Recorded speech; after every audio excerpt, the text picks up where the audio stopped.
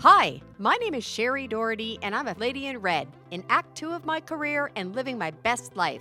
My perspective on life and behaviors have been governed by who I was as a child, who I became, and who I am still striving to be. People my age are beautiful, bold, confident, and full of wisdom, and truly, the encore of the story of your life is still when the best songs are yet to be sung. My mission in this podcast is to shine the spotlight on people like me, have real conversations about reinvention stories, and inspire you to continue to follow your dreams regardless of your age. I'm doing it for Daisy. Who are you doing it for? Good day and welcome to the latest episode of the Encore podcast. Today, I am delighted to have with me my new friend, Baiba Wilde, who is the founder and director of Safe Haven Perth. I met Baiba through a networking group recently, and just hearing a tiny bit about the work she did told me that she had to be a guest on the Encore podcast. She does such important and heartfelt work that I am so excited to share it with you all. So we will jump right into it. Welcome, Baiba. Thank you, Shari. It's good to be here. Excellent. Well, before we get to the good stuff, which is where you are and what you're doing now, like with most of my guests, if you can you give us a little bit of your backstory? So where were you born and raised? What did your childhood look like? And any highlights or lowlights that you're comfortable to share? You bet. I'm first generation Canadian. My parents came as children from Latvia at the end of World War II. They were refugees with their parents or displaced persons, actually, in Germany for a number of years before they came to Canada. So I was born in Toronto, and my father and my mother moved us to Sault Ste. Marie. And that's where I grew up. Great growing up there. Lots of wildlife, up there in the Sioux, you don't buy rocks or trees. You go out and you get them up Highway 7, because they're just in such abundance because of Lake Superior and all that. So I was quite shocked when my husband and I moved down here to Stratford area and had to buy those things. Okay. Anyways, so that's where I grew up. It was a bit of a tumultuous house. My father was an alcoholic. My mother was a school teacher, very smart lady. My father also a very smart man, carpenter, construction worker. Just the trauma, I think, of what they endured as children.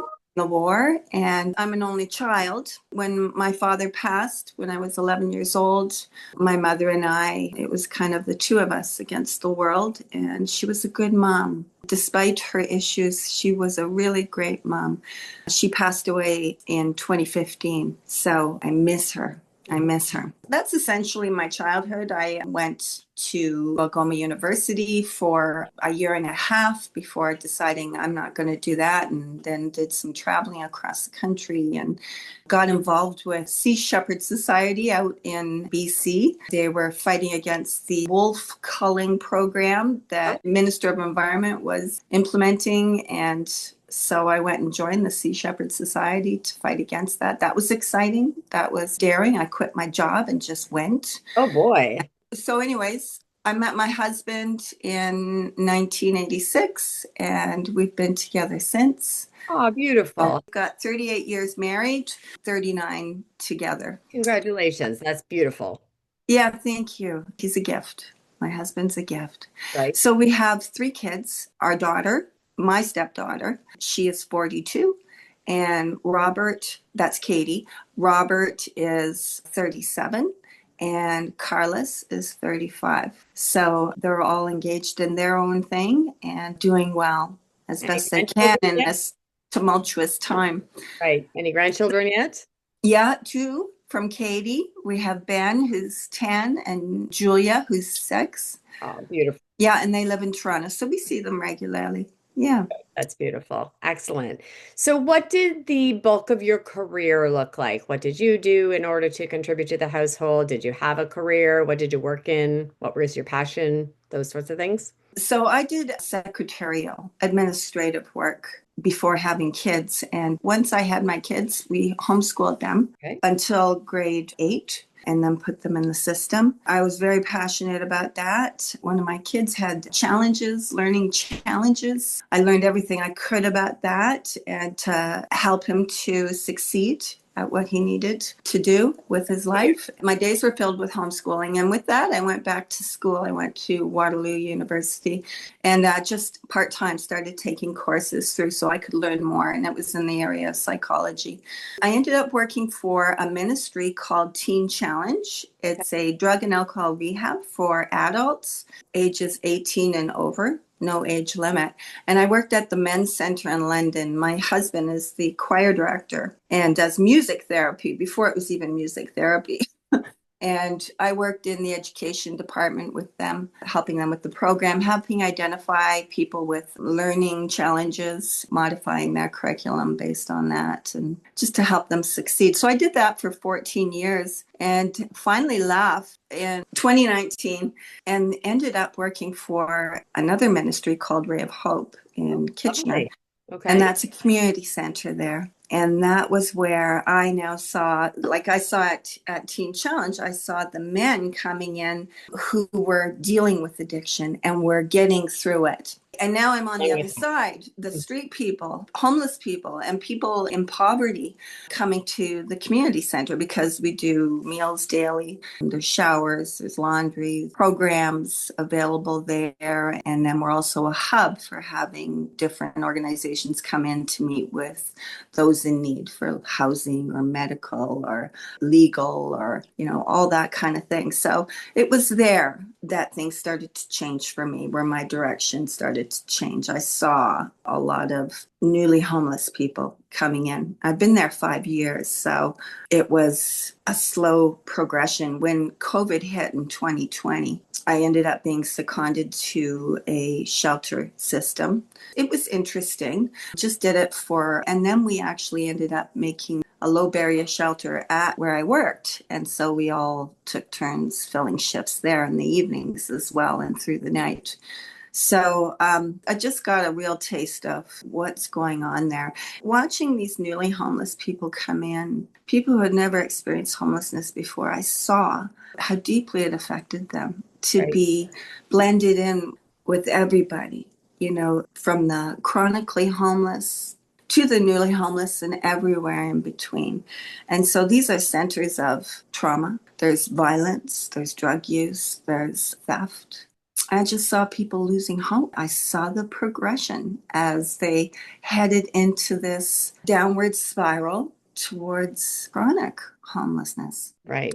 It's interesting because from what you've described so far, you're happily married, you have 3 beautiful children, you have grandchildren, you have a full life and a full heart and extremely compassionate from what I can hear.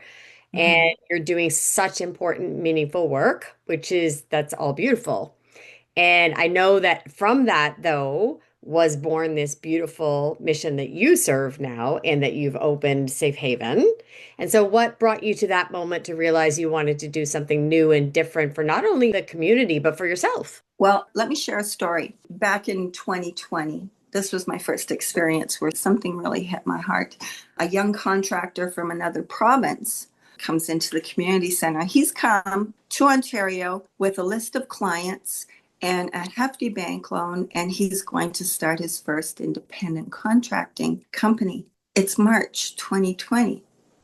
Uh-oh. Everything shuts down, right? But not his bank loan. Right. The payments needed. So he sleeps on the streets to try to make things work. He struggles, fails to make payments.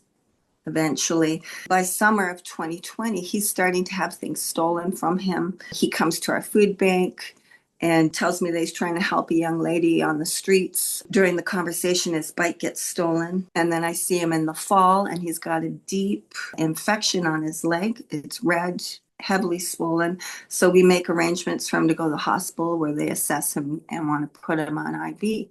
And his first step, he said, to the hospital was, I got to go take care of this girl first. I got to make sure she's okay. So I saw him and just urged him, go to the hospital, Don't lose this opportunity before you lose your bed. And summer 21, he's now an addict. And he comes into the center and he's sleeping, and he assumes that I'm going to watch his stuff, his bags that he's carrying. And we can't. If I had known he was assuming that, I would have said, I can't watch them for you, but you do need to sleep, because we never know what's going to happen. There might be an overdose. We got to leave and deal with that. There might be a situation at another part of the community center, and we got to deal with that. When he woke up, he was very, very angry with me, and I didn't see him for a good while. And since then, he's been in jail a couple of times. Oh no. Yes, this gorgeous young man. And that was very distressing to see that. I saw a lot of it. I saw the elderly coming in, experiencing homelessness for the first time in their lives. A 63-year-old man who had lived in his apartment for 20 plus years, and now he was being renovated. And so he was staying in a men's shelter. In the daytime, he'd come to the community center and he'd just put his head on the table and sleep during the day because he couldn't sleep through the night. He was telling me the things that he was experiencing there. This was a gentleman. This was a gentleman. He said, you never knew when you were too long in the washroom until somebody kicked the door open on you. Oh boy. Or you're walking by somebody and they just throw you a punch. It just happens. He saw a security guard have a hot cup of water thrown into his face. And I said to this man, I said, what did you do? And he said, my bed was in the corner. I just pulled the sheets up over my face. Right. That was it. Right. Now he's out of there now, and I'm grateful for that. But that I found really distressing. I saw so many people. So in 2022, my husband and I watched a miniseries, Ken Burns documentary called The U.S. and the Holocaust. And it was about World War II and what the Nazis were doing to the Jews. And the point was, it explored America's response to the Holocaust. Let me just read you a quick overview of it, okay? Because this is the birthing of Safe Haven Perth. At the time that the Holocaust unfolded in Europe, the United States proved unwilling to open its doors to more than a fraction of the hundreds of thousands of desperate people seeking refuge. Using firsthand testimony of witnesses and survivors who, as children, endured persecution, violence, and flight as their families tried to escape Hitler, it presented the tragic human consequences of public indifference, bureaucratic red tape, and restrictive quota laws in America. So my husband and I discussed, what would that have been like if it was us? Right. Or our children. People were desperate to escape Europe, and the world was saying no. So a week later, there was an ad up locally for people hosting Ukrainians coming from the war. Right. And so we decided that we would do it. And we had a young newlywed couple come and stay with us. And they were here for 2 months. They worked hard. They were diligent at getting all their papers in order, and the government was helpful to them. And so, they ended up getting jobs in another city. They got a room for rent there. And now these two grew up together in the foothills of the mountains in the Ukraine in a small village. So they're really sweet. And anyways, now they work full time, both of them. They've gotten their driver's license and bought a used car. They have an apartment now, and they work hard, and they work hard at contributing to the community as well. That was our first big experience. I knew that we had to do something. We had to get something going with this because the people just keep coming. The newly homeless people keep coming. And without an intervention, I see that these people will break down. Yeah, so I needed to bring more people into this because I see that it works. It works to bring people, when we take people into our homes, to give them a safe place to sleep for a time, a prescribed time, so that they can focus finding a place, and we walk alongside them. So Safe Haven Perth came into being in September of 2023. We incorporated in November, and so we've been working on policies and procedures and processes. So at this point, we know that it's scary to bring a stranger into your home.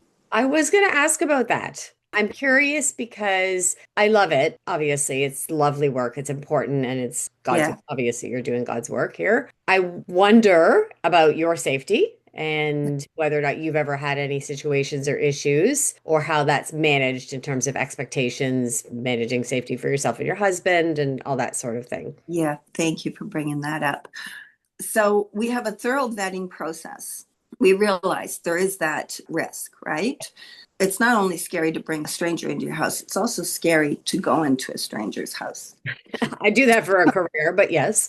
Yeah. So what we do is ask for police checks from both guest applicants and host applicants. Okay. We do a screening of both. We do an in-person visit to interview. And what we do is for a home, we do a home inspection and we do a host interview, finding out what they want, what they need in their place, like, what kind of values they have. We also look at the individual, the guest applicant in the same way. What kind of values do you have? What's important to you? What kind of TV do you watch? How do you deal with conflict? How do you handle when somebody breaks something for the first time or something like that? And then we're asking the hosts the same kind of questions. So we're trying to match people up to compatible matches. And then we arrange for a first meet and greet in a public place. I facilitate that, or one of my team members. And then after that, if they still feel comfortable, we ask them to meet 2 more times together. And then we put a home share together. We let the guests know what the expectations of the host are, and we find out what the goals are of the guest so that we can hold them to that. And then we stay with the home share through, it's either 1 to 6 months. It's up to the host, 1 to 6 months. And we have lawyers that do pro bono for us. They have determined this is not a landlord-tenant situation. This is a humanitarian endeavor. And there's a clause in there if there's any conflicts, any kind of dangerous experience, they're taken out right away. If it's a conflict, we work with them to try to make it work. And if it doesn't work, we cancel it.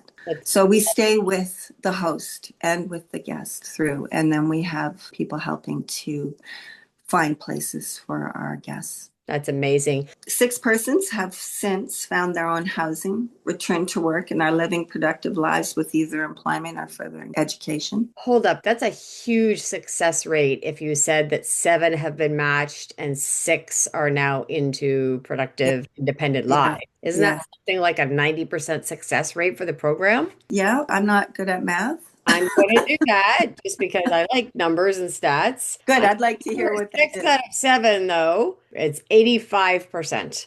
That's amazing. Congratulations. And so I assume this is now your heart and your passion and your life. It is. I am taking a sabbatical from my work for 2 months so that I can really delve into this and get more people on board. We are looking for people to connect with us in ways other than hosting. We're looking for people to be ambassadors for us, to share the message, to get me speaking engagements. Yes. With organizations, churches, media, helping with events, fundraising, supporting a host home.